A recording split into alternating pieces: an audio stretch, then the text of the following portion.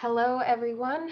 Welcome to our first Thursday of the month, Upper State Street Regional Action Plan meeting. Just a reminder as you're jumping on to please mute yourself, just so that we minimize some of that background noise for the rest of the folks on the call, since there'll be a bunch of us. It's good to see all of you. Some of you back on after last week. We're excited to chat through some things, also share a little bit about the upcoming Dignity Moves project. I see Lucille's on the call, so I may tap you for some helpful answers to questions, since you're going to know a little bit more about the project than maybe I will. But I'm excited to share that with all of you, as well as hear some additional areas of concern for our upcoming site visit in 2 weeks. I want to make sure we make space for that. So we'll give it another couple minutes for folks to jump on the call. I see Eric Friedman jumping on as well. Hi, Councilmember Sneddon, it's good to see you.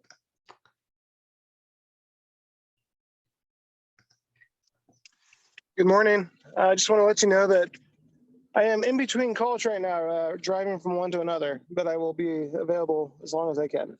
Awesome. Thank you, Sergeant Dijon. Yeah, maybe what we'll do is we'll pass it to you for a quick couple updates about monitoring the region, kind of what you're seeing in another couple minutes. Sounds good. Awesome. Thank you. All righty. We'll give it another minute till 10:03, that classic time of letting people onto Zoom calls.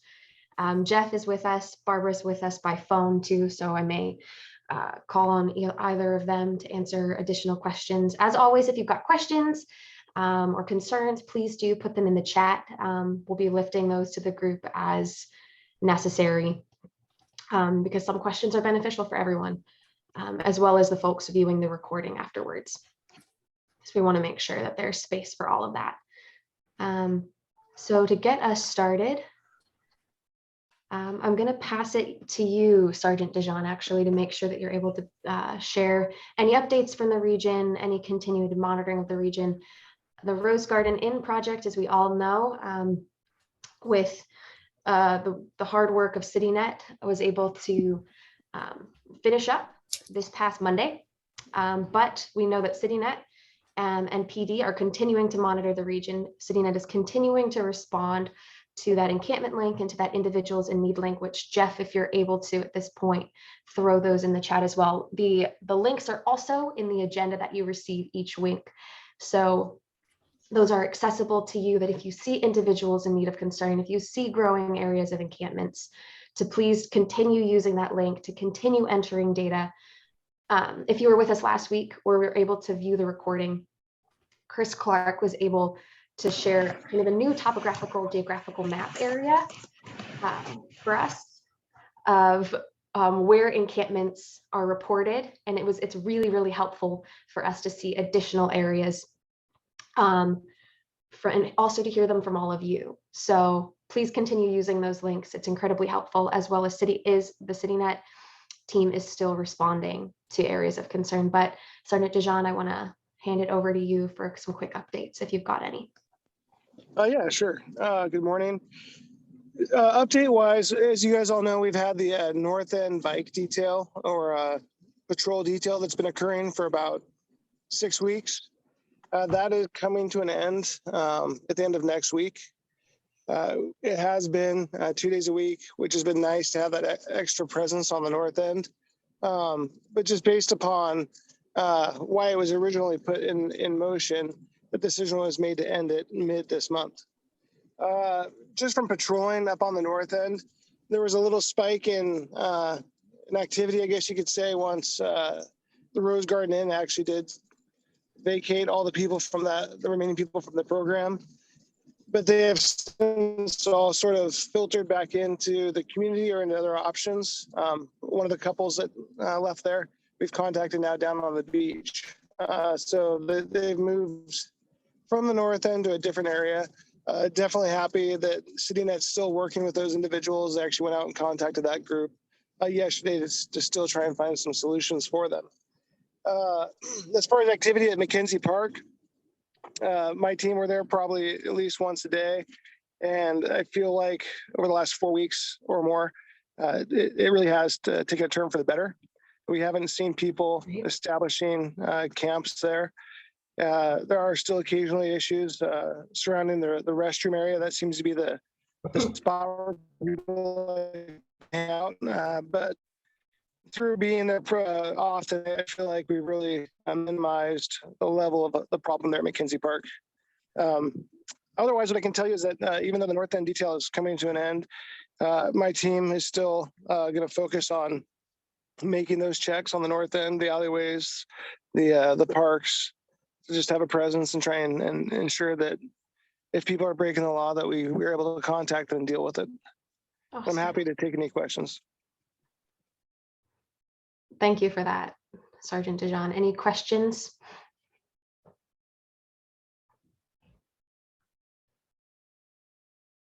Wonderful. And of course, PD is continuing to monitor the area, and Sergeant Dijon will continue to be on these calls to respond to ongoing issues. These calls aren't going away, even if the Rose Garden Inn project is closed. We're still continuing to pay attention to concerns in the area, to continue responding to individuals in need up in the upper state region. If there aren't any questions or anything, we can. Kayla, actually, since Sergeant Dijon's this year, I just want to understand while we have him here. So the overall activity at McKenzie Park is decreased, but in the restrooms. So do you attribute the decrease to having the police presence there, or are there other factors that have gone into it? I imagine it's also the work that CityNet has done. I know from talking to people in the park there that the CityNet, they were either working with or aware of CityNet. So I do believe that's having a big impact citywide. But I also do think that our presence matters. If we don't go there on a daily basis, all of a sudden a camp will start to form and be established. And if there's one camp, then there'll be two.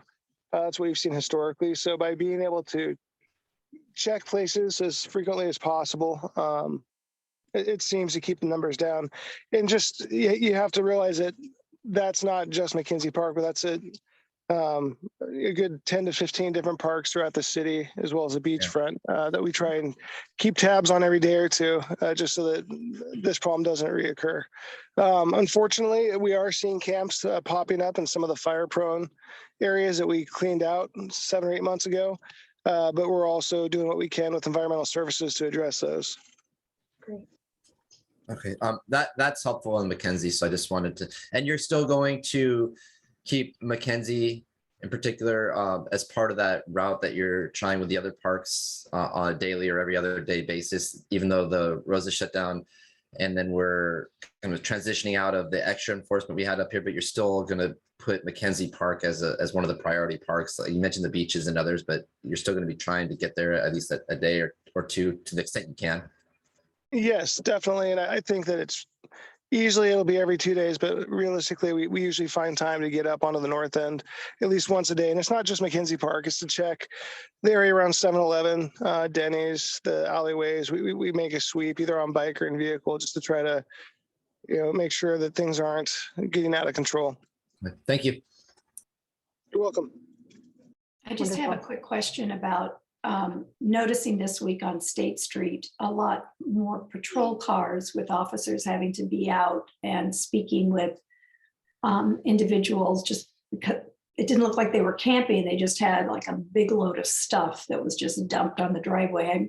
I'm not sure if that's because of the hotel being closed and people they're out there and they didn't know where to go. But in the last 2 weeks, I haven't been seeing that before. So is that because the hotel's closed? And does that mean the hotel is going back to being a regular hotel? Or sorry, I missed the last couple of weeks, so I'm a little off. Was that specifically on the sidewalk in front of the hotel? No, it wasn't right in front of the hotel. It was more but it was within that block. Yes. Okay, yeah, we did go up there on, I believe, that subject, and That was a person that was leaving the program in the hotel, and he had a friend helping him transition his stuff into storage. So over the course of the day, they did many trips in a vehicle and they got it all off the street. So as of yesterday, the area around the hotel was clear of anything like that. And my understanding, and I'm sure Environmental Services could tell you for sure. I'm sorry, CityNet could tell you for sure, but I believe everybody was out of the motel there midweek. Mhm. Okay, thanks. Yeah, I'm sorry CityNet can't be on the call to fill in a couple more details, but they'll be on other calls. They're still case managing every client that still needs ongoing care, ongoing document readiness, ongoing whatever, wherever they did end up exiting to, whether that is to the streets or to another shelter option. But the Rose Garden, and Jeff, you can fill in where I might miss, but the Rose Garden is open to regular guests as of the 1st. Kayla, this is Barbara. The reservation system was open to regular guests actually for a while now. I think it's been 2 months starting February 1st. So I just wanted to confirm that the Rose Garden Inn is back to regular guest operations, and CityNet and security are not on site as part of that bridge housing program. So I appreciate Sergeant Dijon stepping in and his team putting some emphasis on that region as well. The majority of individuals have had positive exits, either to permanent housing or have accepted referrals to other shelter operations. We did have, as of the update 2 weeks ago, 7 individuals that have not accepted those referrals to other shelter options and have returned to the streets. But as Kayla mentioned, they still have regular case management and follow-up and mechanisms to contact CityNet if they, again, change their mind and are open to those referrals. So regular check-ins happening in both directions, information and access also available, but we do have a couple of folks in transition out of that region. Thank you, Barbara. Thanks for all of that. I do want to make space for the question in the chat from Larry about what exactly do police officers do when approaching an individual or an encampment. But Eric, I want to make sure that you're also able to speak if it has something to do with the current topic. It just had to do with Barbara. Can you give us the stats again of how many people from the Rose secured housing, and then how many were remaining that we didn't find housing for, and that they're document ready, but because I just heard 7, but I heard there was a higher number of people that we offered them space at PATH and they declined. I had a number from city staff that was 27 that we had offered at least a space at PATH, but they declined to go to PATH. And so now they're back out on the streets, but they are document ready. So I'm just trying to understand what the numbers of those who successfully got into housing, and then how many are back out and document ready or not, but we're offered at least a space in PATH and or not. So I just want to, because I heard Barbara say 7 and city staff had told me 27. So that I just want to get that clear. So Councilmember Friedman, oh, sorry, Liz, please go ahead, because that was the documentation ready number that we had. Okay. Yeah, so I will, I suppose with the caveat that the numbers are fluid and they're constantly changing. So I think like Lucille said, they're still entering data on HMIS. So they did have a setback where clients were supposed to go to PATH or rescue mission, and both had COVID outbreaks at last just before the closure. So they were not taking intake. So that did affect people that originally were going to go to PATH that were not allowed to go into PATH. I don't know how many exactly that is. So with the shelter situations, we change day to day. So I can't tell you that if since Monday it's changed, if they've opened up new beds and have accepted intake. But I know that on Monday, there had been some issues with the shelters being close to COVID. And it's been sadly a reality for service providers, not just CityNet. COVID outbreaks keep disrupting operations at shelters. And that's a reality that we have to live with. So I don't have exact numbers, but I do believe it was higher than what we originally expected last week. And hopefully CityNet will be available to provide greater clarity once the dust settles. But we still have CityNet reaching out to those individuals who weren't able to get into PATH. Yes. Okay, thank you. That is not ending at all. CityNet is committed, especially with people that they have been working with for months. For them, it was just as frustrating to make progress and have the situation with the shelters. So I communicate with CityNet staff almost daily, and it's definitely been an interesting few days for them as outreach workers. Yeah. Thank Does you, that Liz. answer- Thank you for correcting that information. I know the rescue mission and PATH, again, like many others, have been impacted, but once they are able to accept those referrals, those referrals can be facilitated. And as Brad confirmed with us just today, that those who are document ready, and so that is now the majority of clients at that bridge housing program, they also can be placed in a permanent housing unit if that's available. So not just waiting for the emergency shelter to reopen and accept new referrals, but if a permanent supportive housing unit comes available, then they can make that referral too. So I know all hands are on deck, especially in this whole pattern that we have. So Liz, thank you for the updated information. One last question before we move. Is there anybody at PATH right now, or is it in the rescue mission, or is it completely shut down to everybody because there was a COVID? Or is it the people who are there could stay there, but they're just not taking new people? People who are there can stay there, but when an outbreak happens at an emergency shelter, they close to all new intakes until they're able to go through public health protocols and rounds of negative tests. So the rescue mission has to have, for example, 2 rounds of negative PCR tests. So even one test, I know last week they were incredibly disappointed. One negative test at the last round keeps them from being able to open to new intakes. So it's a constantly dynamic situation, but I know they want to be reopened as well, but that's usually what happens. Thank you for So, that clarification. Yeah. I can give an update on the PATH shelter. So for our behavioral wellness clients that need to access our Be Well beds, that PATH is allowing us to do those intakes and bring those individuals on the beds. And Kevin Carroll gave an update on Monday that they're doing their second round of testing for the males, I believe today. Great. And if all goes well, then they'll be able to reopen on Friday or even sooner to accept males back into the shelter. Great. Thanks, John. Thanks for those updates. Go ahead, Katina. Can I ask why they're using PCR tests? Because if you've had COVID, you can continue to test positive for as much as 2 to 3 months after. Why PCR? Why not a rapid test to prove that you're negative? That's been the public health protocol. We'd have to have somebody from public health who could respond more specifically to that. Jeff, Barbara, anything to jump in on or add? Hi guys, yes. Actually, Kayla, if Lucille is able to confirm that, I know during the last COVID-19 task force, public health was there and updated and confirmed those protocols, but I don't think that they're set to change any soon. Yeah.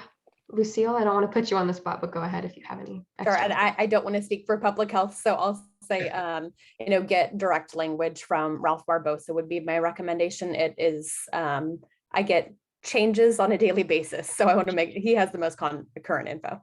Great, thank you. So what we'll do is we'll confirm some of those protocols. And again, yeah, they change regularly and often according to the constantly kind of shifting landscape. But we'll come back with some confirmed language as well as hopeful updates for folks with some shelter reopenings next week. I did want to I don't want to pass by Larry's question in the chat. I don't know if Sergeant Dijon is still on the call, but did want to turn it over to you, Sergeant Dijon, just to raise Larry's question that what do police officers do when they approach an individual on the street or an encampment? What do those conversations look like? I know police department works closely with code enforcement to address encampments, but anything to add? Yeah, sure. So if we approach a person, let's say an encampment first, a person camping at Mackenzie Park, the first thing that we recognize is that we have a violation of the municipal code. You can't do that. You can't set up a camp or tents inside of a park. When we contact that person, we try to determine what their situation is and what their needs may be. We encourage them to seek options at PATH or the rescue mission or the Salvation Army, make them aware of those options if they're not aware. We offer them and talk to them about CityNet if they're not aware. They would like to speak to someone from CityNet. I call Emily and we try and make a connection there. Ultimately, in this example, like the camp would be taken down. Again, because they can't violate the municipal code and have that tent up.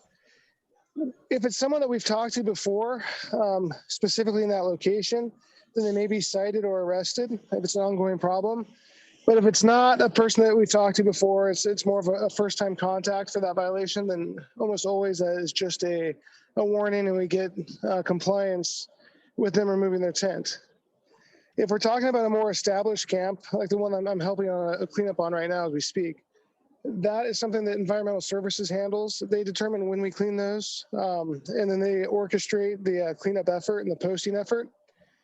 On any of those camps, they will post the camp for cleanup for 72 hours. They'll make CityNet aware that we have a camp cleanup pending so they can try and provide some services. And then when the day of the cleanup occurs, Environmental Services has Big Green, which is a contracted company, to come out and handle the cleanup under Environmental Services supervision. Great. Thank you so much, Sergeant Dijon. Larry, I want to make sure that that answers your question. So please do, if you have additional questions, put them in the chat. I also just reached out to one of the shelter workers at the rescue mission just to confirm what they're doing currently, because we work closely with them at neighborhood navigation centers. So just found out that they are using antigen tests, at least right now, not PCRs, just antigen tests to be able to be reopened. I can't speak for PATH or for the larger public health space, so I still do want to reach out to public health for some of those larger kind of protocols that they're following and procedures. But I think that, again, it's a shifting landscape, so we do want to make sure to give you the most updated information, but that is what they're using currently. Wonderful. And I also did want to lift the other question in the chat to either Barbara or Liz, since I know you probably have the numbers, or at least some of the most recent numbers, again, constantly shifting, constantly changing. How many people were at the Rose Garden Inn, and how many of those individuals have now secured permanent housing?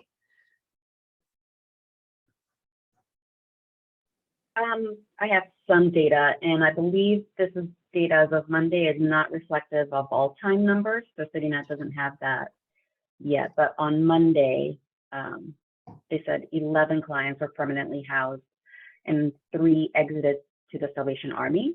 I don't know if the 11 includes, if the 3 includes the 11 that are permanently housed. I don't believe Salvation Army is permanent housing. It's interim housing, so I don't believe they're the same. So it could be 11, it could be 14. 33 are document ready, and 27, Councilman Friedman is correct, went back to the street, and that is reflective of the people that were supposed to go to rescue mission or PATH. And again, that's as of Monday. They're not all-time numbers. Wonderful. Thank you, Liz. And I know that was how many total people were there over the time? Do we have that data? Was it 40, or was it more than that? I don't have it in front of me. I know people have come and gone over the period, so I don't want to say a number and be wrong. I'll try to look that up as we're meeting here and see if I could find it. But it would be probably an older number. It might have changed since then. But let me see what I can find. Barbara, anything to add real quick? Yes, the last numbers I received was 58 was the total number served through the Bridge Housing Program the last 6+ months, and that was in a staff memo presented to City Council in October. And then 44 active clients remained the last several months, and that is the numbers that Liz just shared in terms of permanently housed. And from our knowledge from CityNet, Salvation Army is a temporary housing solution, not a permanent housing solution. So that would be 14 positive exits. Of the 27, as mentioned, we noted 20 of them are open to getting that emergency shelter referral, but we're just held up right now with that COVID outbreak in both locations. And I will say the 33 document ready, 6 months in terms of achieving that under that threshold is huge. So to have most of that completed within 2 to 4 months was only possible because they had a stable location as well as intensive case management to be able to make that happen. We have not seen rapid document readiness like that under COVID for the last couple of years. So huge accomplishment there, even though it may appear simple on the surface. Yeah. Thanks, Barbara, for highlighting that. That is a very high number, given the circumstances, given low staffing capacity at CityNet and all the other kind of limitations that have inhibited document readiness. That's a huge feat. And again, I know, and Liz, correct me if I'm wrong, but CityNet and the city will be putting together more of a kind of a comprehensive report of the Rose Garden Inn project to share with some more kind of summary data with final numbers shortly. Yeah, we were gonna put together a one-pager impact report, similar to what we did with another program, and we'll be sharing that. The other thing I wanted to point out, Lucille put in a number based on HMIS data, and it was 63 total. HMIS, to remind everybody, is the Homelessness Management Information System, and service providers that serve homeless individuals are required by federal and state regulations to have this database so that we can make sure that we can accurately count who is getting services, and it's filled out by numerous service providers. And Lucille, you can talk about it more than I can, but I just want to remind everybody what HMIS is. So that is every client that gets served by a homeless service provider is put in this database, and that gives us the accurate count, and it's based by project. I believe the county sets it up by project, so 63 is the number I would trust. But again, HMIS data gets updated regularly. There is a lag time between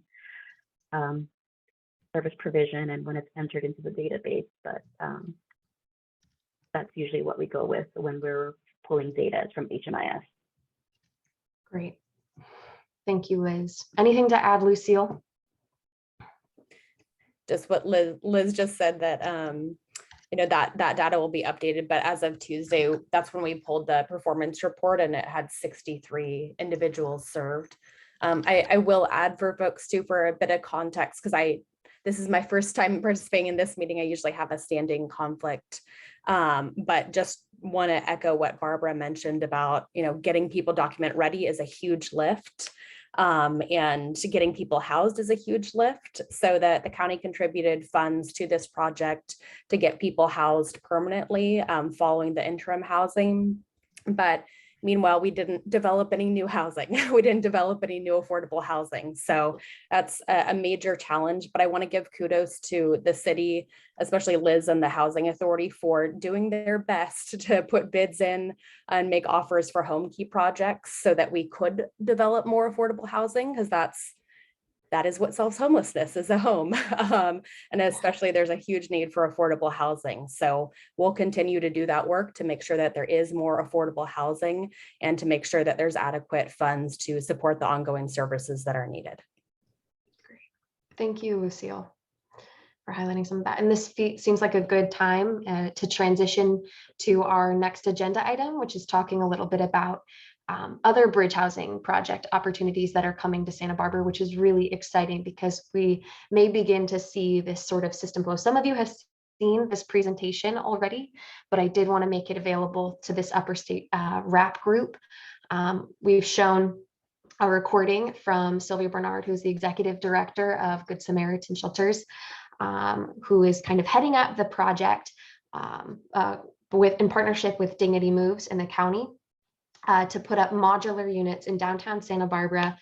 I'm excited about it, as are many other service providers and folks on this call, because of what service providers will be able to do to provide wraparound services, to provide care, to help individuals become document ready and secure permanent housing in a safe, secure location in our own city. So that is one thing that we did want to share with you Again, if there are questions, we'll leave space for some of that at the end. I know Lucille's on the call. Jeff is on the call, Barbara's on the call, and myself to be able to field some questions. So let me pull that up to share my screen with all of you. All right, can you see my screen? Nod or give me a thumbs up if you can. Awesome. And well, we're gonna hit play. So, interim supportive housing is the model that Dignity Moves has created. So residents can stay there for, this says for 3 to 6 months. We typically do 30-day extensions to serve individuals as long as they're working on their case management plan and working towards their goals, that we can continue to serve them, and those are reassessed on a 30-day basis. The Dignity Moves model is a great model for those that are coming in out of the elements, that are street homeless, and a place where they can have their own space. We actually did a pilot program with the pallet shelters in Isla Vista. We found that individuals were having to constantly protect their property. They would be up at all hours. And so having this opportunity for them to have their own space and be able to store what they can in an appropriate way within their own unit was very helpful for bringing them in into the program. It also allows them to have access to services. So services are brought to them on site, and then they're connected in that way so that they can really get the supportive services that they need to stabilize before they make their next step into permanent housing. Next one. So 60% of people that pass through interim supportive housing transition successfully into permanent stable housing. We found this true at the pallet shelters. In a 6-month period of time, we served a total of 40 people. Out of those 40 individuals, 24 moved into permanent housing within a 6-month period of time, which was incredible, based on less than a 2% vacancy rate in our county, especially in Santa Barbara. So we were very successful in that. So the goal is to definitely connect them to permanent stable housing, most likely permanent supportive housing if it's available. So the Dignity Moves project in Santa Barbara is a collaboration between Santa Barbara County, Dignity Moves, and Good Samaritan Shelter. So kind of a history background on this is that Dignity Moves has put together a successful project in Mountain View, and they're looking at doing a number of other projects throughout the state. This is going to be their second project. So the Dignity Moves group approached the county and asked them for 2 things. They asked them for the ability to use a parking lot, and asked them that if they could privately raise $600,000, if they would match it with $500,000 to be able to create the infrastructure for this program. And then also if they would provide the operating, and the county agreed to that. So both of those objectives have already been met. And the Dignity Moves project is, I call them Connex boxes. They're kind of like those big storage units that are shipping containers. And so they convert those into housing units. So for example, a big shipping container may have 4 units on it rather than, just a big shipping empty container. So the proposal for the Dignity Moves project is going to consist of 33 single room units that will each be 64 square feet. They have high ceilings. We'll have more pictures, but there's the project on the very front was a picture of the one that's going to go in. It's going to include a bed, a desk, and a chair. Windows, we will provide some storage boxes for them to keep under their bed or in their unit so that they can keep some of their items stored. And they will all be equipped with heating, air conditioning, and electricity. Good Sam is going to be the provider that will provide services on site. There's going to be a dining area and shipping container that's going to house the bathroom, showers, and a laundry room. So that will all be provided on site. There's not a kitchen, a full kitchen here. So most of the food will be brought in and catered. And well, only one meal will be catered. The rest will be provided by Good Samaritan. So this is what the model looks like. They definitely have, you know, their own space to be able to have their own locking door. We will accept service animals and emotional support animals to with requirements with that. Their belongings will be able to stay safe and they can keep them, you know, locked up, and so that they're not going to be worried about having to protect their belongings. Every unit will have a bed, desk, chair, and windows. They'll have heating and air. They'll have electricity outlets, and Wi-Fi will be provided. And then we also will be encouraging telehealth so that they can be able to access, for example, drug and alcohol counseling or mental health services in a private way. That's going to be very important for this population. And it does enable some COVID-19 precautions and social distancing. The challenge is still with shared bathroom space for those that may be COVID positive. So that's still a barrier that we have to overcome. Next slide. So at this location, the county has budgeted for 24/7 security to make sure that we're a good neighbor and make sure that our, you know, we're the best neighbor in the neighborhood. We're going to provide case management. We'll help them be able to secure all their documents for their identification. So whether it's their social security number, the birth certificate, will help them with that. We also will connect them to mental health and drug and alcohol services and medical services as well. We're hoping that our partnership with Doctors Without Walls will reach this location, as will our partnership with public health. Meals will be provided.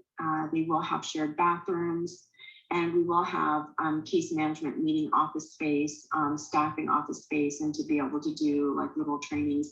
So they've designed it very creatively to have kind of like outdoor space that they can hang out with. So that'll be good for them as well. So they're not just in their unit. And then there's going to be a dining area and laundry and storage for their personal belongings. So the location is downtown. The address is 1016 Santa Barbara Street. You'll see it that it is just a parking lot. Currently, it's the Jura parking lot, if you're familiar with that. It's a central convenient location very close to the courthouse. And it will, it's close to public transportation. Our agreement, our ground use agreement is only for 3 years. This is only a temporary project. At that time, the goal is to have these relocated within the city of Santa Barbara. So that's something to think about in the future. The ownership of these units will be Good Samaritan, but we are happy to coordinate with the city if they'd like to keep it within the city limits, which I think is a great plan. The county properties that are available aren't within the city limits, I think. And so it would be great to be able to keep it within the community and have the project be successful ongoing after that. I see Mike Jordan on here, so it's something to definitely think about now. And so that there would be a plan in place, and we would be happy to partner on that. The units can be lifted by a forklift onto a truck. And so that we did the transport on the pallet shelters back in June of last year. We moved them from Isla Vista to Lompoc, and we moved them all within 1 day. So I assume that these might be as easy to move, maybe a little more difficult because they're a little sturdier, but the lifespan of these units is about 10 years total, if not more. And so it's something to think about that they would have another project availability after. Actually, here it says that they have 20 plus years. So that's encouraging. I heard 10 to 15. But they're much more sturdy than the pallet shelters that we had, that we still have, and they were very successful in being moved and are being utilized today in Lompoc. So the next slide. So this is kind of what it looks like. You can see the community spaces. It's a very creative way to be able to have outdoor space.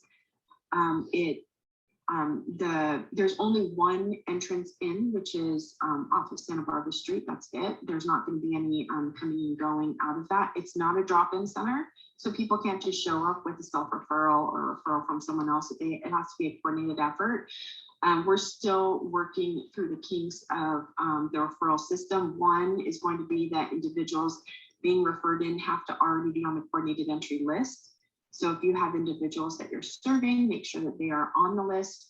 And then we're looking at having it be very familiar to step-down housing, where they will be already linked to services, particularly through Be Well, so that we can really encourage the ongoing supportive services and stabilization as they stabilize before they transition into permanent housing.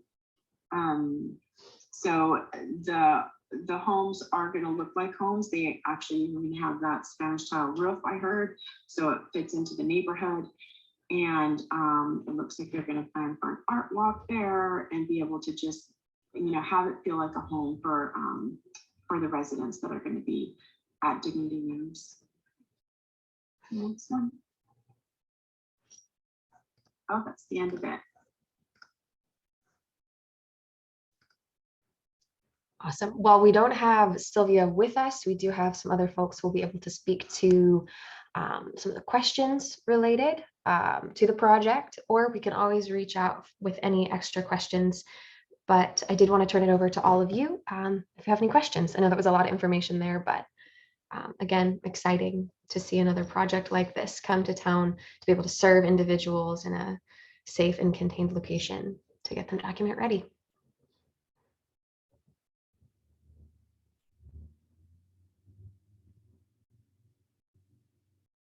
Lucille, anything you'd add? Sure. So I'll share several excitements about this. We had initially had the contract ready last August, so I'm very glad that it is finally happening. So the contract is set to begin April 1st. Dignity Moves is still currently fundraising for I think we're calling them cabins now. So there have been, of course, shipping delays and fundraising delays, but the county has funded the ongoing operations, the supportive services like case management, housing navigation, food, and also the improvements that are needed to the site, like lighting and security and everything. But we're grateful for the partnership with Dignity Moves, and really happy to have a great provider like Good Sam. They did some really incredible work with the pallet shelters out in Isla Vista. So just very glad that it's moving forward. And what I mentioned earlier about, we didn't develop any affordable housing in the city of Santa Barbara while we had the Rose Garden in that interim and that interim housing intervention. But we did break ground in December on a new affordable housing development in the city of Santa Barbara, thanks to the City Housing Authority. So that is, I believe, 29 units, and that's dedicated to individuals who are moving from homelessness. And that's set to open next April. And the Dignity Moves project is 33 cabins or units. And so we anticipate over the course of 3 years serving about 66 individuals, knowing that some folks will get in there, get document ready, and move into any existing housing stock or housing stock that we magically find. And then, in a year, we will have, I think it's 29 units, one with a resident manager. So we'll have 28 units opening, which I think is just really incredible timing to get people into this interim housing project. But we know that we need many more affordable housing units in the city of Santa Barbara, but really excited to have that timing kind of work out. And Good Samaritan Shelter is developing the referral process. April is still a long ways away, but for folks who aren't as familiar with the Isla Vista project, it was all by referral, so it's not drop-in. They had a Google form that they set up, and the referral was completed by people who were working closely with individuals who are experiencing homelessness. So Sitting at behavioral wellness, public health, even the deputy sheriff in the area, and they're making the referrals. And then the shelter is working with the case managers for a warm handoff and to make sure that there isn't any lapse in case management or housing navigation services. So everybody was working together as a team to get into the pallet shelters, but also to get into Hedges House of Hope and Isla Vista. So it'll be something very similar, and we'll be rolling out those details as we get closer to April. Thanks, Lucy. Where's the location? It's in the parking lot right next to the jury building. So if you have had the opportunity to go to jury duty, where you report right across from the courthouse, and you go in for your orientation, there's a parking lot right next to it. So it'll be in that lot. Oh, this is, we're not talking about, I was talking about the 20. Oh, I'm sorry. That's on Coda Street. So it's right next to Dune. Right across from where the Saturday Farmers Market is now, and where I think the police station will be. Okay, thank you. Mm-hmm. Yeah. And it's named Veracruz Village because it's right next to Veracruz Park. Yeah. Great. Thanks, Lucille. It is exciting to see kind of all of these things begin to line up and have opportunities for folks to be able to move from one project to another. Excited to see that systems flow. Any other questions? And of course, if you have questions, do feel free to email. Go ahead, Kristen. Thank you. This is exciting. And I just had a question about the referrals. And just if those referrals are coming from countywide and then going, from within the city, because if they're likely to go into the city housing, I was just wondering. Yeah, so we have, so that was something that was included on the forms for referrals that we've used in the past of, where are these individuals being referred from? And we have 3 different service areas in our county. So we have South County, Mid County, and North County. And typically people want to be housed and want to be sheltered where they have their network. So many of our unsheltered community members have jobs. So they need to be near their jobs. They have family, they have doctors. So they need to be where they are accessing those services and that network. So most of the folks will likely be from the city of Santa Barbara. Thank you so much. And I know Behavioral Wellness is pulling together their kind of list of individuals they want to refer. I know CityNet's got their list going. So a lot of the providers that we're working with and that will be working closely with this project, maybe John, you can speak a little bit to that. Even while the kind of criteria for prioritization and referrals are being worked out, I know that these providers are thinking about this. They're thinking about these candidates to be able to make those referrals as soon as they're open, to be able to do that so that this project is optimized for the 3 years it's out there. Go ahead. Anything to add, John? I think you covered it, Kayla. We have a list of individuals that have been identified to go into those cabins. I guess the new term now is cabins, and we'll be working with SB Act and Good Samaritan and all of the housing partners in terms of getting them document ready in HMIS, which is going to be required. And hopefully we'll be able to get those individuals into those cabins, which is very exciting. Yeah. Super exciting. Any other questions? I know we're coming down to our last 10 minutes or so. Again, if you've got questions, feel free to email John. Question.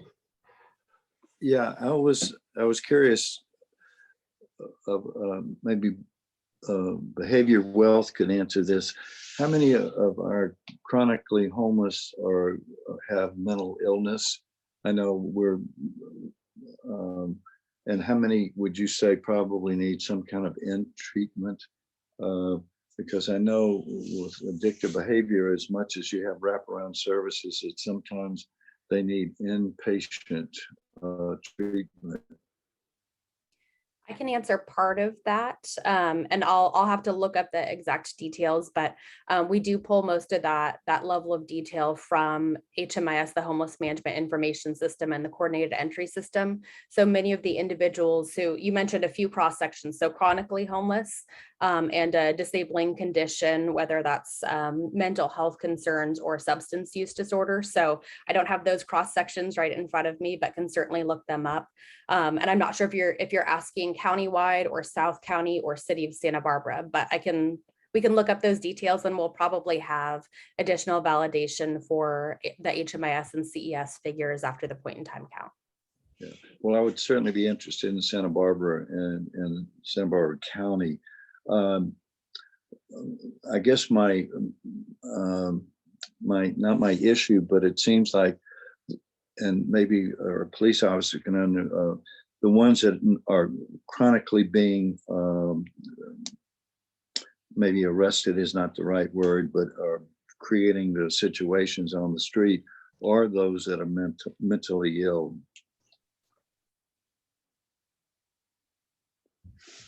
And I know we're getting a lot of folks in housing. The other question would be, are these people staying in housing? Do we have any record? You know, are they in there for a month, a year? And also the Section 8 vouchers, it also depends on people taking those vouchers. Are we having any resistance from people accepting Section 8 housing? A few other cross sections that I'll add in. So we do track retention at the 3 month, 6 month, 9 month, 1 year, 2 year, 5 year. And actually SB Act has been working closely with the City Housing Authority and other providers to work on retention. So they've been facilitating some great groups and just conversations about how do we make sure that people are retaining their housing. And you had a couple of other questions. So I was trying to take notes about what kind of data I'm looking up, but I want to make sure I captured it all. Yeah, well, I appreciate that. And I know I gave you 3 questions and I know we're running out of time, but I just, I'm more, I guess, interested in the chronically homeless issue because I'm hearing that there's not a real need for inpatient treatment, and I don't think that's correct. I will agree with you on the need for inpatient or residential services to treat people with a co-occurring condition, mental health, substance use disorder. We had a big loss when the Hospitality House residential treatment program shut down last year, and I've reached out to John Doyle, who's our substance use disorder director at Behavioral Wellness, and it doesn't appear we're going to have another provider coming online soon, though there are efforts by our department to increase sober living bed capacity on the South Coast. Yeah, well, as you may or may not know, I've stuck my toe in the water for St. Mary's and got a lot of resistance. And then I was informed that there are only 6 people that needed inpatient treatment. And I thought, well, that doesn't ring true with what I've seen. So I think that's a whole different population. And I'm glad we're able to get even there's small numbers of people off the street, but I think the ones that are going to create the most difficulty with the city, with the neighbors, with the police are those that are chronically mentally ill and substance abuse. That's my little homily. Sorry. I agree. I agree with you. We definitely have those individuals, and some of those individuals have caused quite a stir at our clinic where we have had to call law enforcement up to assist in moving them off the property and being able to have a conversation with them in a civil way. John, maybe you and I need to have a conversation offline about this. Yeah, definitely. Awesome. John, I thank you for all of those questions and that dialogue. It's helpful for all of us to be able to play a role in listening to that. I do want to be mindful of our time as we come down to the last 5 minutes.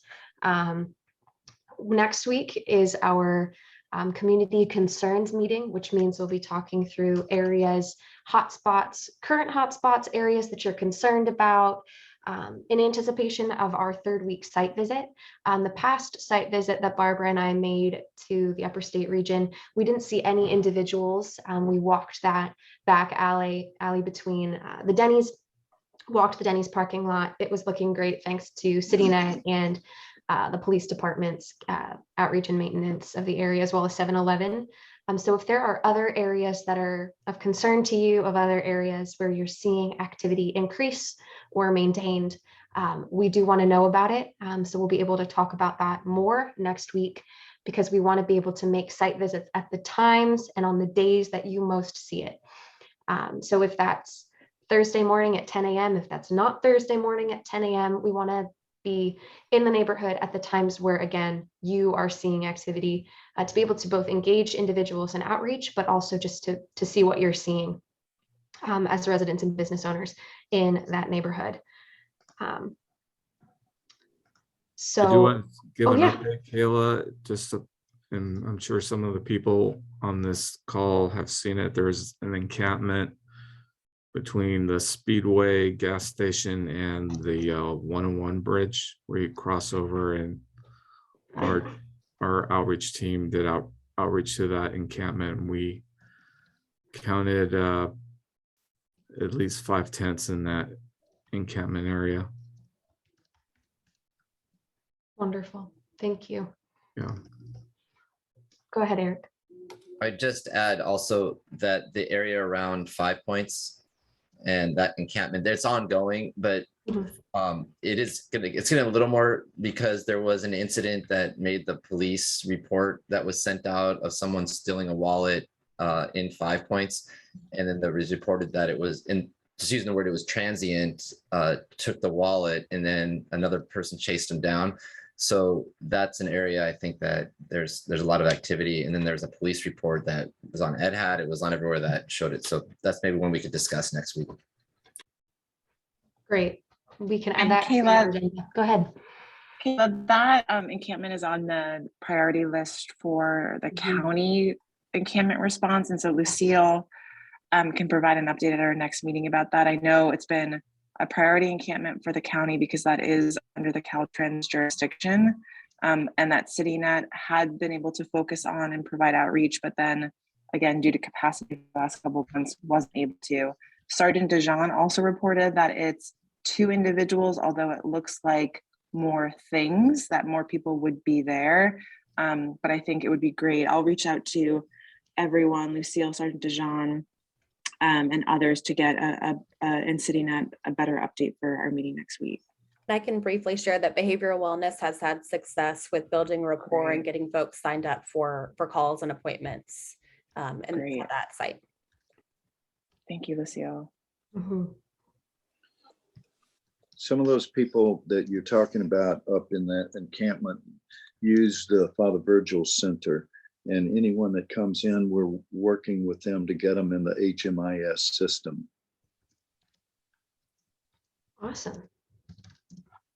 We can talk more about some of this in our next meeting, just so that we're able to get out of here on time. But thank you for that, John, Father John. All right. Well, thank you to all of you for engaging and for all of this. And we'll be able to bring, again, some more data to you next week. CityNet will be able to speak a little bit more to ongoing case management for individuals connected to that Rose Garden Inn project. But again, thank you so much for your time, and we will see you all next week. Thank you.